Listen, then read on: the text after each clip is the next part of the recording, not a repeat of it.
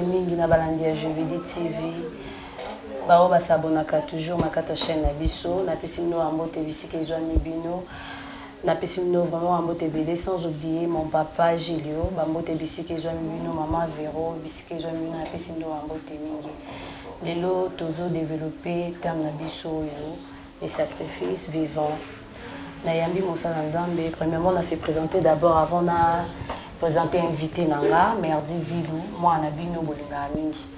Nayami ministre de Dieu. Bonjour papa. Bonjour maman. Papa, Coco s'est présenté, le soir à Tobazo Landayo, chaîne. Kumbolanga, apôtre Christian Musinga, Naza pasteur, Nazo dirigé communauté, église, mission apostolique, vie de l'éternel. Merci beaucoup. Qui continue le temps parce que toujours au caillou, toujours un peu ça que le peuple de Dieu est gué et au caillou na moment où il y a prédication. La bandi après tout mandation, on a besoin de tout bon délai. Gloire au Seigneur. Tout bon délai. Seigneur notre Dieu, soit le kumukembo, yosa mettre temps per bas circonstances. Merci pour te choisir le moment où pour le belende comme quoi zolanda biso. Merci pour choisir le moment où on zambalola, où ma kimia, pe makasi na moto moko azaya kolemba. Merci pour choisir le moment où on zambe, où réconforter, moto maboko ne komeko kita. On l'a eu zali kona biso pe dikola ba onyo so bazolanda biso. To tike mission na sia contrôle pe na sia assistance à Molio mon centre. Et kamba biso début jusqu'à la fin. Et que moto nyonso kolanda biso na tango zambalola za la toucher pe saisir na Molio mon centre. Nous avons contrôle la nyonso na promettre que nous sommes gloire nyonso. Na kombo na Yesu. Amen. Amen. Gloire à Dieu. Toujours le bilalelo sur les sacrifices vivants. Na kati ya vie chrétienne, la vie chrétienne tango Nzambe a sali mokili, lenge nyonso tambo na sa moyawa. Ezala batu mususu Nzamba confia bango mission moko eza particulier. Ezala batu mususu Nzamba za li solo moko alinga sala bango d'une manière eza différente. Alors, type batu wana les a toujours benga lelo toujours le bela sur les sacrifices vivants. Sans plus tarder, tu fournis bien la biso. Tu as la épître il y a apôtre Paul comme dans les Romains. Romains chapitre 12.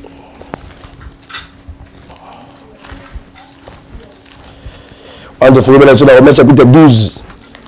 La verset 1er. Je vous exhorte donc, frères, par les compassions de Dieu, à offrir vos corps comme un sacrifice vivant, saint, agréable à Dieu, ce qui sera de votre part un culte raisonnable. Amen. Hein? En tout cas, le message de l'Église, c'est le sacrifice vivant. Tu tiras dans Romains chapitre 12, la verset 1er. Ou apôtre Paul a dit que exhorter ça comme le sacrifice vivant.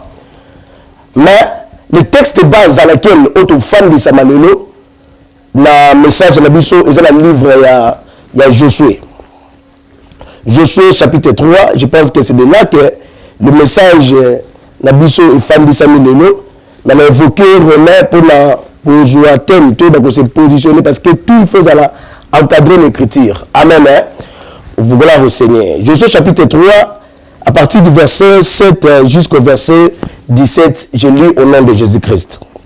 L'Éternel dit à Josué, aujourd'hui, je commencerai à te lever aux yeux de tout Israël, afin qu'il sache que je serai avec toi comme j'ai été avec Moïse. Tu donneras cet ordre aux sacrificateurs qui portent l'arche de l'alliance lorsque vous arriverez au bord du Jourdain de Jourdain, vous vous arrêterez dans le Jourdain. Josué dit aux enfants d'Israël, approchez et écoutez les paroles de l'Éternel votre Dieu. Josué dit, À ceci, vous reconnaîtrez que le Dieu vivant est au milieu de vous et qui chassera devant vous les Cananéens, les Essiens, les Hésiens, les Phérésiens, les Girgasiens, les Amoréens et les Jébusiens. Voici l'arche de l'alliance du Seigneur de toute la terre va passer devant vous dans les Jourdains. Maintenant, prenez 12 hommes parmi les tribus d'Israël, un homme de chaque tribu.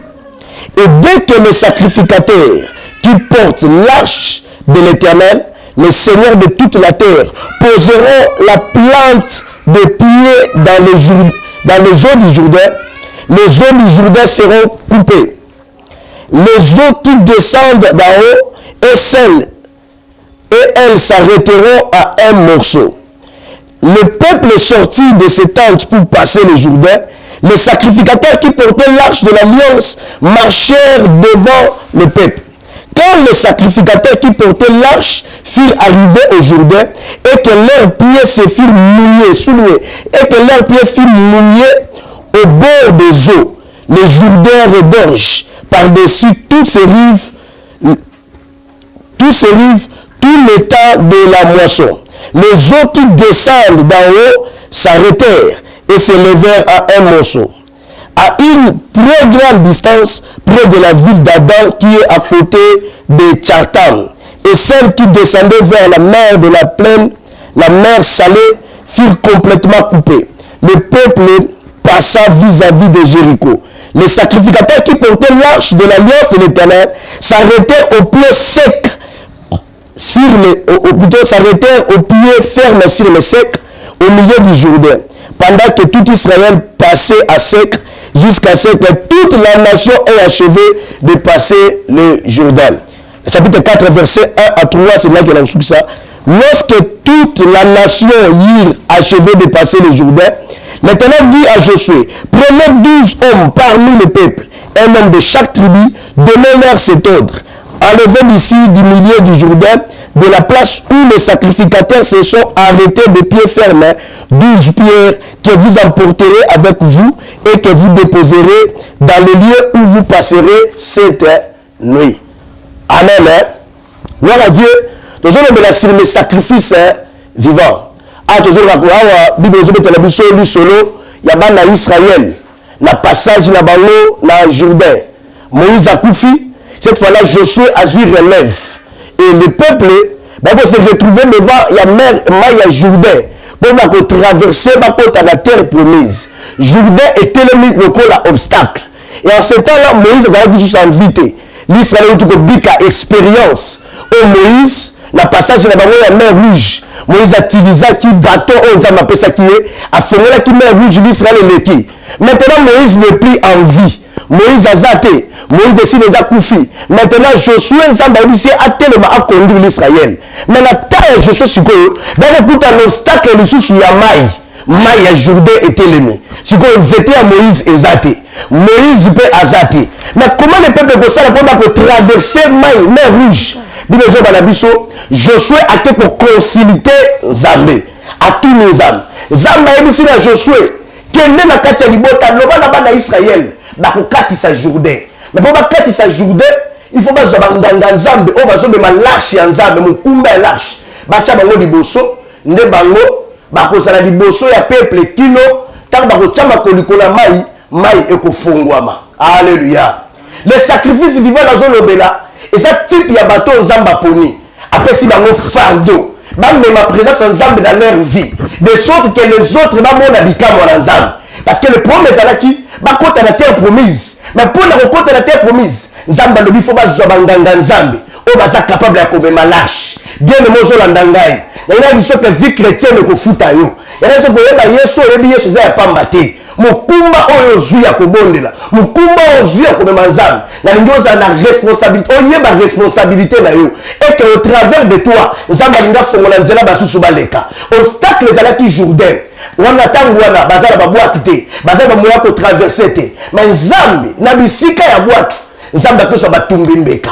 c'est que le temps aux allez et ça temps zamba zo luka batumbembeka bango na zo benga ba sacrifice vivant les hommes de prière zamba bisi na Josué pour journée fungwama bonjour batu oyo ba memi sanduku ya mibeko o bazo ma lâche le lieu au présence en Zambé Zalaki le lieu oyo gloire ya Zambé et Zalaki et Zamba recommandé na bango ba mema keswana banganga Nzambe bazala liboso na peuple église dans Zambé moi na Zambé ozona nanga na ndako yo zo mituna pour nini ndaka kana zo bombela libota bozebele mais pourquoi Zamba ponio na famille bozebele pourquoi Zamba ponio na génération na bino bozebele mais pourquoi yo bizambe mais pourquoi yo zo bombela mais yeba yango ozana rôle ozana mission pour remplir Zamba ponio parce qu'il y a des choses aux Zamba prédestinées à l'indasala na yo alléluia yo zo na ngana ndako lelo na ngina encourager au PC maboko te banganga Nzambe o musuba mona kika bakenda kutambwa na arche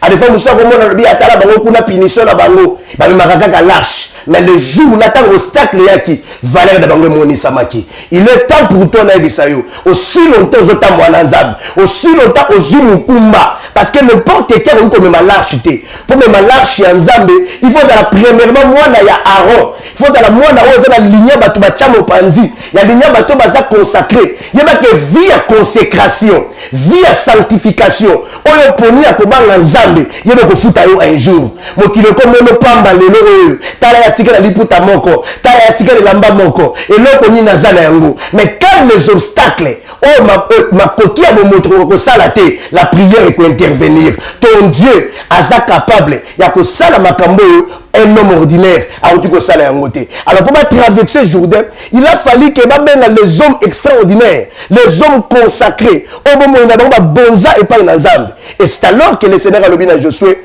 zoua banganga Nzambe o ba memaka mokumba ya l'arche tchabango liboso Nzamba cho liboso ya famille na bino voilà pourquoi Yesu Masia il faut tellement ka tout moment liboso tant malade des autres tellement liboso na mabondeli tant ma problème des autres tellement liboso na mabondeli quand makambo zo tambola tena ndaku mama yeba ke yondo memi l'arche alléluia yeba kozana l'arche ya famille na maboko na yo tellement liboso Nzamba liboko zobato de ma l'arche oko placer bango liboso.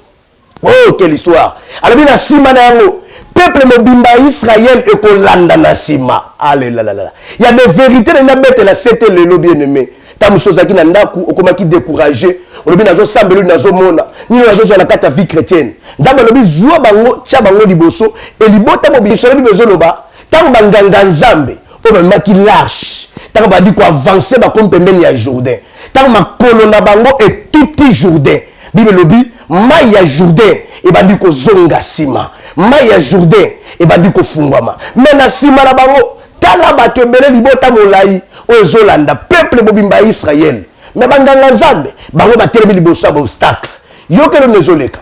Tant ba telemi ba nyatima Jourdain, mais Jours et fungwami yango moko et fongoli nzela. Pourquoi? Parce que ba sacrificateur ba memaki présence dans Nzambe. Le corps a la présence en Nzambe na vie na yo.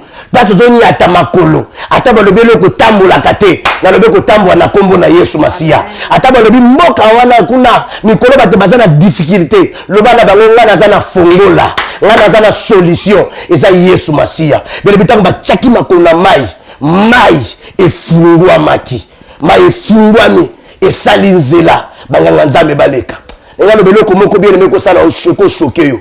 Mais si me ko édifier landali solo bezolo bana biso bana Nzambe bandi ko avancer tant ba komi na katikati ya mai ya Jourdain Nzambe lobi ordonner na peuple Israël babanda siko koleka imaginez bato ba poleli mai parce que lobi tant ba nyati makolo na ba bino bo souligner lobi leurs pieds étaient leurs habits étaient mouillés bilamba ba polaki na mai efungwami mais ba o ba poli na mai été bazoleka. Mais pendant que se sacrifier, tant que s'arrêter pour mener à maille, Zamba arrêter nzela na bango. Ala bibino botika la apo bozala l'arche, botika libote banda koleka. Oh bien aimé, quelle punition. Tamusu vie chrétienne au monde la vie de prière de comme punition. Nazo sambe na kaka, na kamba vie na ngezo simbate. Pour que ba pagano bazo réussir. Na famille na ngai kutu, o ba sambe la kate ba ko la kisayo, kingana sambe la kate. Tala vie nezo ko avancer. Kingana nguta sambe la kate, tala yo wana zoke ndoko bala. Yo na Nzambe nino sali na yango. Bien mais na ebisayo za plein na Nzambe. Le Seigneur a lebi lokabo minga l'arche Nzambe. bokende mai ekofungwama na botelema na katikati botika pepeleka pourquoi landanga malamu mai efungwami il arrive à des fois le Seigneur utilise kabiso comme un sacrifice vivant pour que fongola nzela pour na batu musu pe baleka. Alléluia. Il y a des instruments que le Seigneur a choisi la famille na yo et qu'au travers de toi ba te donner ba mona kembo na Nzambe miracle ya makambo ko sala na vie na yo ba prière ozo sala ye baka yango et que ça quand même partie du na yo mon côté et que ça la peine même partie du ya bana na yo et que ça la peine même partie du ba connaissance na yo et que ça peine même partie du ba ndeko na yo pour la zone ba na jolier crois au Seigneur Jésus-Christ tu seras sauvé toi et ta famille o ba ndima ki large mokumba na Nzambe tala nzela bango l'Israël bandi ko zo sali bandi ko katisa bandi ko kota na terre promise na Nzamba le bibino bo suka na kati ya mai ozo mituna Nzambe na ba prière na zo senga libala mais pourquoi batu musu bazo bala na ba prière na zo bunda bituma batu musu bandi ko vivre victoire wana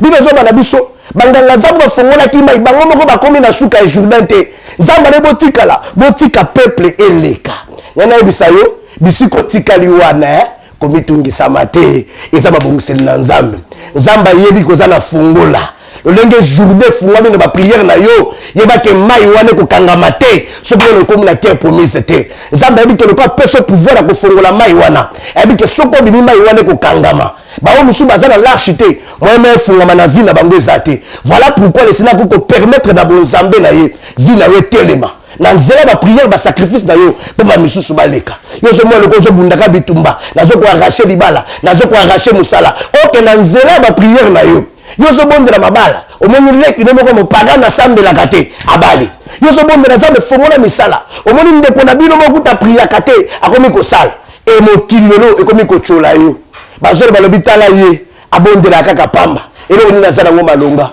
on li peuple bo sami tant bazoli soki bazwi nzela ya koleka parce que ça la mutu boka ndimaka mbuye bilamba na ye soki bazwi nzela ya koleka po za batu bandimaki bamema mukumba ya présence na Nzambe komitungisa mate yele mukolo wala bandanga Nzambe bamaki large batika na kata mai na mukumba ya large bazodekisa batu mosusu otali bavia batu ezoleka ta muso sana zo mituna mutuna nga baleki bayena sima bangwana bazokende kobala ba prière na ngozo provoquer nini ta muso sana mituna Nzambe na zo luka na ba jeune na zo luka na ba prière ni na zo mwana vie na ngai na place nga na témoigner na zo ka batu mosusu bazo témoigner yeba que ça pour un temps le Seigneur a permettre au telemawana na suka message na nga na ko biso pourquoi Nzambe ebiso au telemawana ba ope bazoleka wana batali ba sacrificateur balobi bango bandaka ka bongo lolenda poma basimbi Nzambala batombola Nzambe na vie de prière nini bazala ngwa malonga peuple zoleka adifozo mutuna tina prière ezanini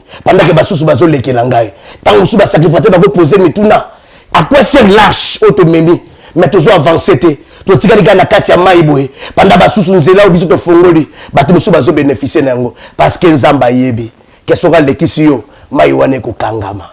Voilà pourquoi ndimi yo telema wana batu musu baleka qui na dernière personne soka leki na temps na yo quelque chose ko sale balabo mo na yo na bi Nzamba linga sala quelque chose dans ndeko zolanda nga nseliawa yo zo mituna na zo mataba Nzamba na zo kila mais vi nanga mo na zo bona makambe zo simba te na yebisa yo soko moni be fa prière wana yo te o mona ngona batu mususu ta bandi ko mona be fe makambo zo senga e bandi ko sale na quartier na yo e bandi ko sale na famille na yo e bandi ko sale na environnement na yo yebesi déjà ma efungwami eza ba signe oyo ko sakate bi lobi mokolo wana di peuple bandi ko leka e bandi ko leka banga Nzambe batikalika wana mukumba wata msuba zo mituna Nzambe to sali nini Nzambe po nini bisote na o patikala ipuna na sima na mulongo yeba bandi ko leka ngai kino les dernières personnes bandi ko leka tant peuple bandi ko leka ya ko seka bazala raté wala balota balobi nini na ngasa na ngwa malonga na vie de prière ya tikala kala mukuma ma présence en Nzambe vie na ya avance kate tikana ebisa yo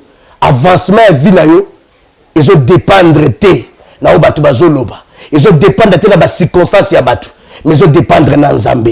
Le Seigneur a yebi ka zo préparer témoignage moko pour la vie na yo. Le Seigneur a bien quelque chose ko s'en sortir kati na yo. La ndam précieux. Bien le bitan batika la ki wana. Mosusu bazoleka. Bana ko seka bazoseka.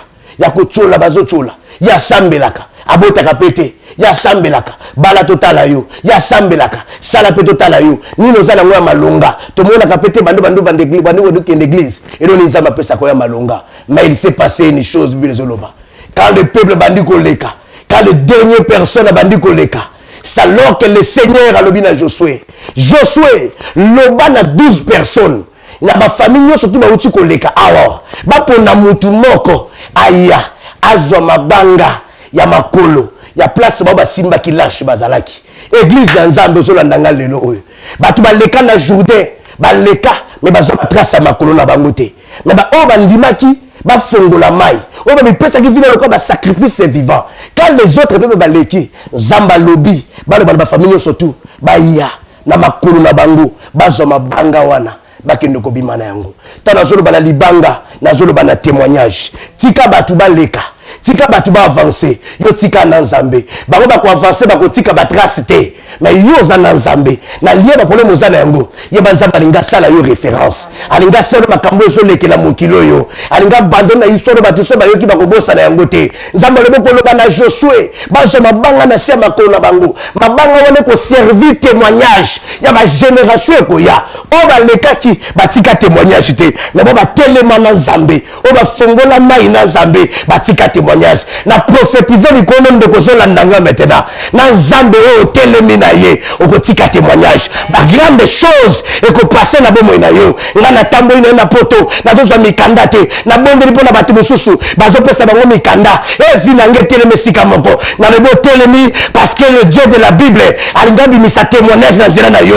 Alinga bimisa quelque chose de grand na nzela na yo. Le Seigneur a le bloc ordonné. Na ba tribu sur Israël bazwa mutu moko azwa libanga na se makolo na ye ye ba place telema ko comme référence o ko beta témoignage ya place no zo lekana yango batu ba ko banda ko beta masolo to yebi place banda ko luka Nzambe to yebi ndeka banda ko lala mwasi wala zaki mwasi mabondeli place akome pour mpamba te ba ko beta lisolo na yo batu ba ko lobela makambu oyo Nzamba lola akosala na yo vino ko tika ba trace bezolo ba bazwaki mabanga monsieur kende ko servir témoignage libanda et ba ki pe ko bâtir hôtel na makolo na bango ne pa batika ki 12 mabanga na kati ya Jourdain et 12 mabanga oye bandanga Nzambe na tango ba 12 mabanga na makolo na bango ba ordonner ba kende siko ba bima na Jourdain ne tango ba bima ki ma Jourdain kangamaki 12 mabango ba chaki ezalaki hôtel oye servaki na Jean-Baptiste a présenté Jésus après batanga ba milliers batele kaki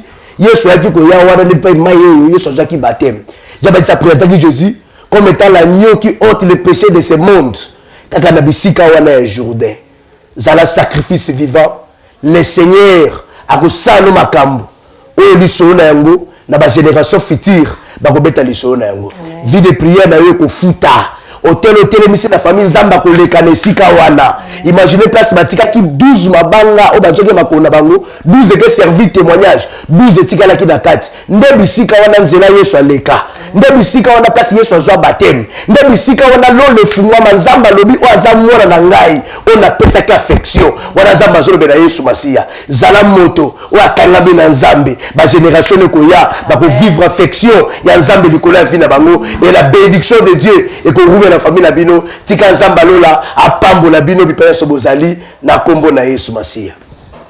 Amen. Merci beaucoup vraiment. Mission Lelo, message à Lelo, édifier peuple de Dieu, édifier mon kili mon bimba, monde mon bimba bazota la biso. Vraiment émission Lelo faut mon ngande litoi. Ya koyeba beaucoup plus na kati ya intimité na Nzambe na sacrifice nde e rachetaka o eza bénédiction pe lipamboli bien aimé to attaché na Nzambe et to koza résultat ya malamu. Te commis vraiment presque à la fin. Napesi vraiment merci. Na balandio bazota la biso. Napesi merci na papa Gilio, maman Nangai, maman Véro. Napesi bino so merci ya bijou, cordon na biso moko sans oublier notre cordon. Et na sans oublier aussi na kobosa na souté ya Bodrick Bambo Tebele bisiko zali. Te commis vraiment presque à la fin. Papa un mot dernier on a te clôturer. On a une série bonne de la première année comme bazolanda bisa pendant une 2 minutes. Là, tu vas vous permettre là. Non, ça ne me dérange pas. Seigneur Père de gloire, nous avons prié pour la montagne surtout, où nous avons désigné la famille pour la sacrificateur et pas dans nos âmes. Bien le but, nous avons comme royaume des sacrificateurs. Père, nous avons prié pour la bande de communion, nous avons se consacrer pour toi, Seigneur. les autres qui ont visité bango, les autres qui ont visité mabota la bango. Bipa nyoso bazali nzamba lola nguya na yo esimba bango. Na kombo na Yesu masako na bikam. Na ebe que sacrifice bazo sa liboso no nzamba lola et pousser au côté en action na ba vie na bango. C'est bon de visiter mabota, délivrer bango ko na bikam. Tala maman rumeni mingi na vie à sacrifice nzambe nanga. Kuta na ebiki sai. Tala de quoi rumeni mingi ko na pona maladi wana nzamba lola. Kuta na ebiki sai. Ko le tala de quoi rumeni na dossier wana ko na bikam. Na zo prier azo le biko na kombo na Yesu. Wana bazo na nanga na nzela ba onde. Onction et la nzela ba onde. Moi si moko bota kata rumeni na prière. Wazo nanga na tango. Abanda ko zwa bana na kombo na Yesu Masia. Moto nyonso za malade. Wazo nanga na tango. Malade libre na santé na ye. Au nom de Jésus-Christ de Nazareth. Nzaba ba sacrifice à visiter, à bikisaye, à changer histoire na ye, à bongo la vie na ye. Au nom de Jésus-Christ de Nazareth ko na bikam. Au nom de la dossier. Au nazo zela, babi misele mukanda. Zamba yo nazo bombela. Mukanda no ko bima. Au nom de Jésus-Christ de Nazareth. Ba force no se télémaki. Le ko la journée fungwa maka. Nazo bombela nzambe déclaration o ezala makolo. E fanda na vie na yo. E fongola nzambe en voyage. E fanda na vie na yo. E fongola santé na yo. Na déclarer ba vie na bina ko kangwa. Ezala béni na kombo na Yesu Masia to bondeli. Amen. Amen. Là au Seigneur. Bayo. Bayo ko la pambola bala Yesu ya mavi. Na pesi bilo mbote. Gati na nkolo. Gloire à Dieu na bande ko banso balingi bakota na contact na ngai apôtre Christian Musinga. Numéro ya contact na ngai za 099 24 18 681. Na Facebook naza obeti kaka Christian Musinga na BS. Au mona ngai tokokutana soza la problème, oza la préoccupation na kobondela pona bino. Tika nzamba lola pambola bino kola za lokumu. Juveni TV. Juveni TV.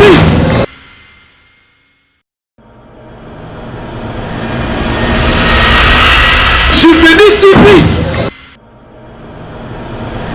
Juveni TV.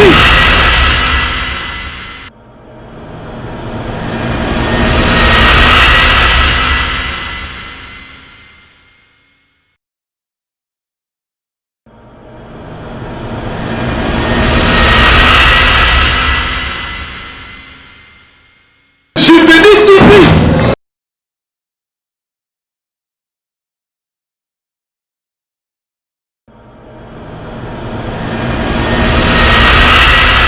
Juveni TV.